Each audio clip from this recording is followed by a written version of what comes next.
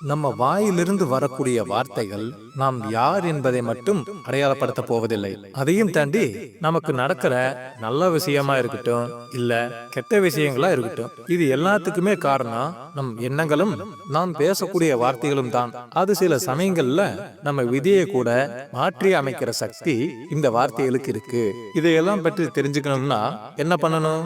இந்த கதையை கேட்கணும்.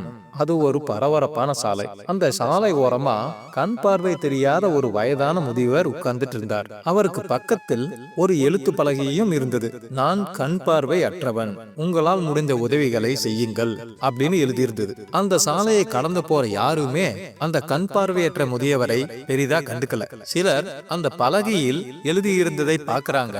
அப்படி பார்த்தாலும் ஒருத்தர் 2 பேர் தான் சில்லறைகளை போட்டபடி நகர்ந்து போறாங்க. அப்படி இப்படின்னு மதிய வேலையும் ஆயிடுச்சு. அந்த சமயம் ஒரு பெண்மணி அந்த பக்கமா கடந்து போறா.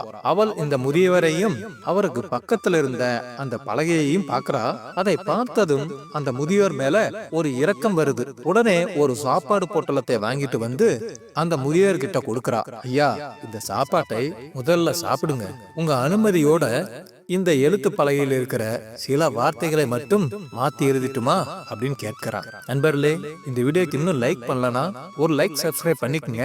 அந்த முதியவரும் அந்த பெண்மணிக்கு நன்றி சொல்லிட்டு, அம்மா, எனக்கு சாப்பாடெல்லாம் வாங்கி கொடுத்திருக்கேன், உனக்கு என்ன தோணுதோ அதை எழுது அப்படின்னு சொல்லி சாப்பிட ஆரம்பிக்கிறார். அந்த பெண்மணியும் ஒரு சில வரிகளை எழுதிட்டு, ஐயா, நாளைக்கு உங்களை வந்து பாக்குறேன் அப்படின்னு சொல்லியபடி அங்கிருந்து கிளம்புறார். அந்த பெண்மணி அங்கிருந்து புறப்பட்ட சிறிது நேரத்துல அந்த சாலையை கடந்து போற பலரும் இந்த முதியவருக்கு சில்லறைகளையும் பணத்தையும் தந்தவாறு இருக்காங்க. அப்படியே கொஞ்ச நேரத்துல பொழுதும் சாயுது. அந்த முதியவருடைய தட்டு முழுவதுமா சில்லறைகளும் நோட்டுகளுமா இருக்கு. அதை தொட்டு பார்த்த முதியவருக்கு ஒரே ஆச்சரியம். அட, இத்தனை காலமா இந்த தெருவுல தான் யாசகம் கேட்டபடி இருக்க, ஆனா என்னைக்கும் இல்லாத அதிசயமா இன்னைக்கு நம்ம தட்டுல எவ்வளவு காசுகள் சேர்ந்திருக்கே அப்படியே யோசிச்சபடி வேண்டு போறாரு. மறுநாள் மதிய வேலை வருது. அந்த பெண்மணி சாலை ஓரமா கடந்து போகும்போது இந்த முதியவரை பார்க்கறதுக்காக வருகிறார். ஐயா, நீங்க இன்னும் சாப்பிட்டிருக்க மாட்டீங்கன்னு தெரியும், அதனாலதான் உங்களுக்காக உணவு வாங்கிட்டு வந்திருக்கேன், இதை முதல்ல சாப்பிடுங்க அப்படின்னு சொல்லி கொடுக்கிறா. இந்த பெண்மணியுடைய குரலை கேட்டதும் அந்த முதியவருக்கு ஒரே சந்தோஷம். வாமா வா, உனக்காகத்தான் காத்து கொண்டிருக்கேன். நேற்று நீ வந்துட்டு போன பிறகு என்னைக்கு இல்லாத அதிசயமா இந்த மக்கள் எனக்காக நிறைய காசுகளை கொடுத்திருக்காங்க. நீ வந்துட்டு போன பிறகுதான் இந்த அதிசயமே நடந்திருக்கு. அந்த எழுத்து பலகையில் அப்படி நீ என்னதான் எழுதுன அப்படின்னு சொல்லி ஆர்வத்தோட கேட்கிறார். அந்த பெண்மணியும் அந்த முதியவரை பார்த்து, ஐயா, நான் வேற ஏதும் புதிதாக எழுதல, நீங்க எழுதி இருந்ததை தான் நானும் எழுதினேன். ஆனா சில வார்த்தைகளை மட்டும் மாற்றி எழுதியிருந்த. மிகவும் அற்புதமான அழகான நாள் இது, ஆனால் என்னால் தான் பார்க்க முடியவில்லை. இந்த நாள் இனிய நாளாக மாற என் மனமார்ந்த வாழ்த்துக்கள் அப்படிங்கிற வார்த்தைகளை தான் எழுதி வச்சிருந்தேன். ஐயா, இந்த உலகத்துல வார்த்தைகளுக்கு அற்புதமான சக்திகள் இருக்கு. நாம சொல்லக்கூடிய வார்த்தைகள் மற்றவங்களுக்கு மகிழ்ச்சியை கொடுக்கும். மனம் இருந்துச்சுன்னா நிச்சயமா நாம என்ன சொல்ல வர்றோங்கிறத நம்மளை சுற்றி இருக்கிறவர்கள் கவனிக்க ஆரம்பிப்பாங்க. அதனாலதான் ஐயா அப்படி மாத்தி எழுதி வச்சேன் அப்படின்னு சொல்றான். அந்த பெண்மணி அந்த முதியவரும் அவளை மனசார வாழ்த்துறார். அம்மா, வயசுல நீ சின்ன பொண்ணா இருந்தாலும் இத்தனை வருஷம் ஆகியும் இந்த வாழ்க்கையை பற்றி புரியாத ஒரு விஷயத்தை நீ எனக்கு உன்னுடைய வார்த்தைகளால புரிய வச்சுட்ட. நீ எந்த குறியும் இல்லாமல் நீண்ட ஆயுளோட நல்லபடியா வாழணும் அப்படின்னு வாழ்த்துவும் செய்கிறார். இந்த கதை ரொம்பவும் எளிமையான ஒரு கதை தான். ஆனா இந்த கதை நமக்கு உணர்த்த வர்றது நம்ம வாழ்க்கைக்கு தேவையான மிகப்பெரிய விஷயத்தை. நம்ம வார்த்தைகள் தான் நாம் யார் அப்படின்றதையே இந்த உலகத்துக்கு அடையாளப்படுத்தும். நெகட்டிவான ஒரு விஷயத்தை கூட நம்ம பாசிட்டிவா சொல்லலாம். அதைத்தான் பேச்சு திறமை என்று சொல்லுவாங்க. இந்த கதையில வந்த முதியவர் தன்னுடைய குறைகளை மையப்படுத்தி தான் யாசகம் கேட்டார். அந்த சாலையை கடந்து போனவருக்கு அந்த வார்த்தைகள் பெருசா எந்தவித தாக்கத்தையும் ஏற்படுத்தல. ஒரு சிலர் மட்டும்தான் அவர் மேல இறக்கப்பட்டு தர்மம் செஞ்சாங்க. ஆனா அந்த பெண்மணி உடைய வார்த்தைகள் அவருடைய குறைபாடுகளை பெருசா பையப்படுத்தாம, அதாவது நெகட்டிவான ஒரு விஷயத்தை ரொம்ப பாசிட்டிவா சொல்லும் விதத்துல அதை கேட்ட வார்த்தைகளை தேர்வு செஞ்சு எழுதியிருந்தா அந்த வாழ்த்துக்களோடு கூடிய வார்த்தைகள் தான் அந்த சாலையை கடந்து சென்றவர்களை ஈர்த்திருக்கு. இந்த ஒரு சூட்சமத்தை தான் நிறைய பிசினஸ் மேன் தங்களோட ஆயுதமா பயன்படுத்தி வாழ்க்கையில் நிறைய சாதனைகளையும் படைக்கிறாங்க. இதை பற்றி பத்தி நாம பேசணும்னா பேசிக்கிட்டே போலாம். அதுக்கு முன்னாடி இன்னொரு சின்ன கதையை பார்க்கலாமா? ஒரு ஊர்ல ஒரு மூத்த அரசர் ஒருத்தர் இருந்தார். அவருக்கு வயதானதால அந்த ராஜ்ய முழுவதையும் தன்னோட மகன் கிட்ட ஒப்படைக்கணும்னு ஆசைப்பட்டார்.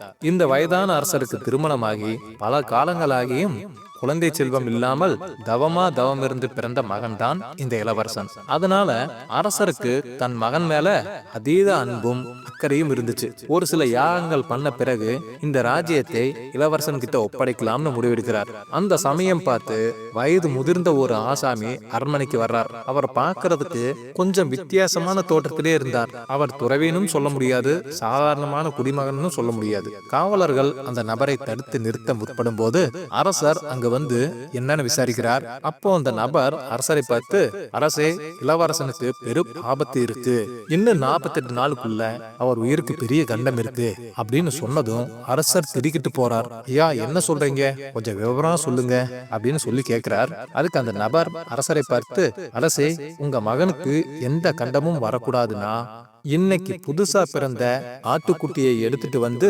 48 நாளுக்கு அதை பத்திரமா பார்த்துக்கணும். தினமும் காலையில எழுந்ததும் இளவரசர் அந்த ஆட்டுக்குட்டியை தான் முதல்ல பார்க்கணும். 49வது நாள் இறைவனுக்காக அந்த ஆட்டுக்குட்டியை பலி கொடுக்கணும். ஒருவேளை அந்த ஆட்டுக்குட்டி 48 நாட்களுக்குள் இறந்து போச்சுன்னா இளவரசரை யாராலும் காப்பாற்ற முடியாது அப்படின்னு சொல்லிட்டு அங்கிருந்து கிளம்புறார். இதை கேட்ட அரசர் தன்னோட வேலையாட்களை கூப்பிட்டு இன்னைக்கு பிறந்த ஆட்டுக்குட்டியை எடுத்துட்டு வரும்படி உத்தரவிடுகிறார். இதை பற்றி மகாராணி கிட்டையும் சொல்றார் அரசர். மகாராணியும் இதை பற்றி சிந்திக்க ஆரம்பிக்கிறாங்க. இந்த விஷயத்தை கேள்விப்பட்ட இளவரசருக்கும் ஒருவித பயம் ஏற்படுது. அந்த வழிப்போக்கர் சொன்ன வார்த்தைகள் இளவரசரின் மனதில் பெரிய அளவிலான பாதிப்புகளை ஏற்படுத்திருச்சு. அந்த மனக்குழப்பங்கள் அவர் உடல்நிலையில் சில பாதிப்புகளையும் ஏற்படுத்திருச்சு. சில நாட்களிலேயே இளவரசர் உடல் மெலிந்து ஆரோக்கியமற்ற ஒரு நபரா மாறிடுகிறான். இளவரசரை இந்த நிலைமையில் பார்த்த மகாராணிக்கு ஒரு விஷயம் தோன்றுச்சு. உண்மையிலேயே என் மகனுக்கு எந்தவித கண்டமும் இல்லை. அன்று அந்த சாமியார் சொன்ன வார்த்தைகள் தான் இளவரசன் இன்று இப்படி படுத்த படுக்கையில் இருக்கிறான். இந்த சூழலை மாற்றினால்தான் இளவரசனும் உணவடைவான் அப்படின்னு யோசிச்சபடி இளவரசன் கிட்ட போய், என் அன்பு மகனே, அன்று அந்த துறவி சொன்ன வார்த்தைகள் உன் மனதை அதிக அளவில் பாதிப்படைய செய்திருக்கிறது. என் மகன் விக்ரமன் துணிச்சலுக்கும் ஞானத்திற்கும் பெயர் பெற்றவனாயிற்றே. ஆனால் நீயும் இன்று தன்னைத்தானே தனிமைப்படுத்தி கொண்டிருக்கிறாய். நீ ஒரு விஷயத்தை நன்கு புரிந்து கொள்ள வேண்டும். அந்த துறவியின் வார்த்தைகள் சாபம் இல்ல, நம்முடைய நம்பிக்கையின் சோதனை. எதிர்மறையானவற்றில் நாம் கவனத்தை செலுத்துவதற்கு பதிலாக நேர்மறையானவற்றை நோக்கி நாம் கவனத்தை மாற்றுவோம். நாம் பேசும் வார்த்தைகளாலும் நமக்குள் தோன்றக்கூடிய நேர்மறையான எண்ணங்களுமே நம் வாழ்க்கையை மாற்றுவதில் முக்கிய பங்கு வகிக்கிறது. நேர்மறையான எண்ணங்களாலும் சிந்தனைகளாலும் நாம் விதியை கூட நம்மால் மாற்ற முடியும். அன்பு என்னும் ஆயுதத்தால் எது வேணுமானாலும் சாதிக்கலாம். அந்த ஆட்டுக்குட்டியை பார், எவ்வளவு அழகாக இருக்கிறது. அந்த குட்டியை அன்பு மற்றும் அக்கறையுடன் பராமரிப்போம். அதன் ஆரோக்கியம் மற்றும் நலனை உறுதி செய்வோம். இந்த பிரபஞ்சம் நம்மை பாதுகாக்கும் என்ற நம்பிக்கை நமக்குள் எப்போதும் இருக்க வேண்டும் அப்படின்னு மகாராணி புன்னகையோட சொல்லி முடிச்சதும் இளவரசன் தன் தாயின் வார்த்தைகளை கேட்டு திகைத்து போறான். எதிர்மறையானவற்றில் கவனம் செலுத்தி பயம் தன்னை விழுங்க நான் ஒருபோதும் அனுமதிக்க மாட்டேன் அப்படின்னு யோசிச்சபடி தன் தாய் சொன்ன அறிவுரைகளை தன் மனதில் நிலைநிறுத்தி அந்த ஆட்டுக்குட்டியை அன்புடன் கவனித்து பராமரிக்க ஆரம்பிக்கிறான். நாட்களும் மெல்ல மெல்ல உருண்டோடுது. இளவரசனின் பயமும் வெகுவா குறைய ஆரம்பிக்குது. அவர் உடல்நிலையிலேயும் நல்ல முன்னேற்றம் ஏற்படுது. இப்போ இளவரசனுடைய மனசுல அன்பும் அமைதியும் மட்டுமே நிலைச்சிருக்கு. அந்த ஆட்டுக்குட்டியும் இளவரசனுடைய கவனிப்புல நல்லா செலுத்து வளர ஆரம்பிக்குது. இப்போ இளவரசனுடைய ஆரோக்கியமும் நலனும் முற்றிலுமா குணமடைஞ்சிருச்சு. இளவரசனுக்கு அந்த 48 நாட்கள் எப்படி கடந்து போச்சுன்னு தெரியல. மன்னரோ துறவி சொன்ன மாதிரி 48 நாட்கள் முடிஞ்ச பிறகு அந்த ஆட்டுக்குட்டியை இறைவனுக்காக காணிக்கை செலுத்தணும் என்ற முடிவு செய்யறாரு. ஆனா ஆட்டுக்குட்டியை பிரிய மனமில்லாத இளவரசனும் அந்த ஆட்டுக்குட்டியை பலி கொடுக்கிறதுக்கு சம்மதிக்கல. இளவரசனுடைய தாயாருக்கும் இதுல உடன்பாடு இல்ல. ஏன்னா இப்போ இளவரசன் நல்ல ஆரோக்கியத்தோடவும் மன நிம்மதியோடவும் இருக்கிறதுக்கு முக்கிய காரணமே அந்த ஆட்டுக்குட்டி தான். அதனால அந்த ஆட்டுக்குட்டியை இழக்கிறதுக்கு இவர்கள் 2 பேருக்குமே மனமில்லை. ஆனா மன்னரும் இளவரசனுடைய உயிரை நினைத்து ரொம்பவும் பயந்தாரு. இதற்கு வேற ஏதாவது மாற்று பரிகாரங்கள் இருக்கான்னு அந்த துறவிகிட்டையே கேட்கலான்னு முடிவு செய்கிறார். அதனால தன்னுடைய காவலாட்களை விட்டு அந்த துறவி எங்கே இருந்தாலும் கூட்டிட்டு வரும்படி உத்தரவிடுறார். அந்த காவலர்களும் துறவியை தேடி போறாங்க. அப்படி ஊருக்குள்ள போய் விசாரிக்கும் போதுதான் தெரியுது அவர் உண்மையாவே துறவி இல்ல, மனநலம் பாதிக்கப்பட்ட ஒரு நபர் என்று. காவலர்களும் இந்த செய்தியை உடனடியா வந்து மன்னர்கிட்ட சொல்றாங்க. இந்த ஒரு தருணத்தில் தான் மன்னரும் ஒரு விஷயத்தை புரிஞ்சுக்கிறார். ஒருவருடைய வார்த்தை எப்படி மத்தவங்க வாழ்க்கையே பாதிக்கும்னு அந்த நபர் சொன்ன வார்த்தைகளை கேட்டு மன்னரும் இளவரசரும் பயத்தில் உறைஞ்சு போனாங்க. அதனால அவருடைய மனமும் உடல்நிலையும் தான் பாதிக்கப்பட்டுச்சு. அப்பதான் இளவரசரும் தன் தாய் சொன்ன வார்த்தைகளை நினைவுபடுத்தி பார்க்கிறார். நம் சிந்தனைக்கும் வார்த்தைகளுக்கும் நம் வாழ்க்கையவே மாற்றத்துக்கான சக்தி இருக்குன்னு. இந்த கதை நமக்கு என்ன மாதிரி விஷயங்களை எடுத்து உரைக்குதுன்னு தெரியுமா? எதிர்மறையான எண்ணங்களையும் சிந்தனைகளையும் நாம மூழ்கிறதுக்கு பதிலா நேர்மறையான விஷயங்களை கவனத்தில் செலுத்தணும். இரண்டாவதா, இந்த பிரபஞ்சத்தை நம்ம முழுசா நம்பணும். நமக்கு நடக்கிற எல்லா விஷயங்களுமே நமக்கு ஏதோ ஒரு வாழ்க்கை பாடங்களை கத்துக் கொடுக்கறதுக்கு தான் நடக்குதுன்னு அதையும் நாம நம்பணும். மூன்றாவதா, அன்பு கருணை அப்படிங்கிற வார்த்தைகளை நம்ம மோசமான விதிகளை கூட மாற்றி அமைக்கலாம். சக மனிதர்களிட்ட மட்டும் இல்லாம வாயில்லாத ஜீவராசிகளிடமும் அன்பு செலுத்த வேண்டும். நண்பர்களே, அடுத்த இந்த வலதோரத்துல இருக்கிற கட்டத்துல ஒரு சூப்பரான கதை இருக்கு, அதையும் தொட்டு பார்த்துருங்க. இன்னும் நிறைய கதைகளை பார்க்கலாம். லைக் பண்ணுங்க, கமெண்ட் பண்ணுங்க, ஷேர் பண்ணுங்க, மறக்காம சப்ஸ்கிரைப் பண்ணுங்க. நன்றி நண்பர்களே.